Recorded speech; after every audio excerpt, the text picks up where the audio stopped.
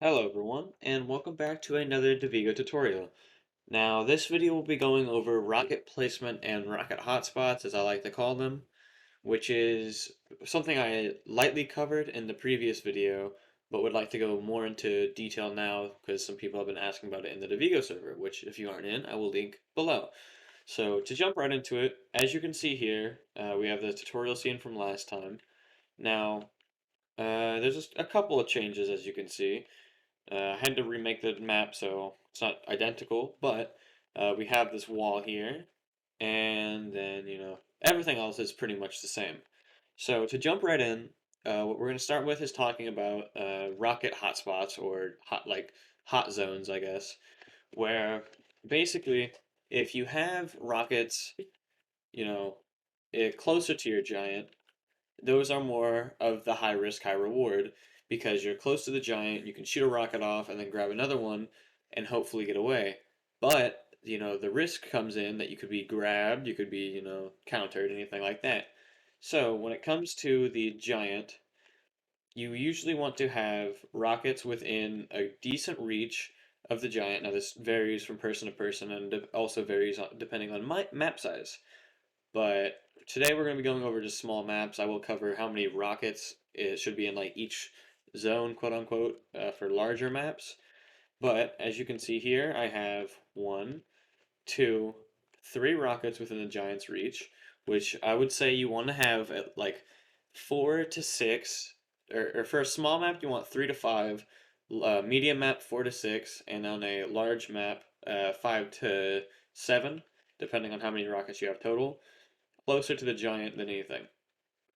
So, as you can see here, we have one of them that's out of reach, one of them that spawns on the warrior to give them an extra rocket just in case, and then we have one here behind this wall. Now, if you will notice, this wall cannot be moved or broken or anything, so this is what we will call a safety rocket, where you can grab this rocket in complete safety basically no matter what. Now, the only like counter I can think of for this is a giant trying to fissure through it, which is completely possible. So, when it comes to safety rockets, I would say at most you want two. So this can be considered a safety rocket, and this can be considered some sort of safety rocket. But I would consider this one more of like a like low risk rocket. Whenever this one's is a basically a no risk. So I would call this a low risk because it's out in the open, but there is still some risk to grabbing it. So when it comes to this, you want to have just at maximum, as I said, for a small map, two safety rockets.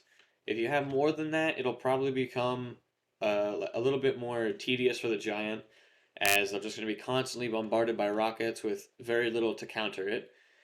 But to balance that out, obviously you want to have more rockets in the front. In fact, let's add another rocket right here.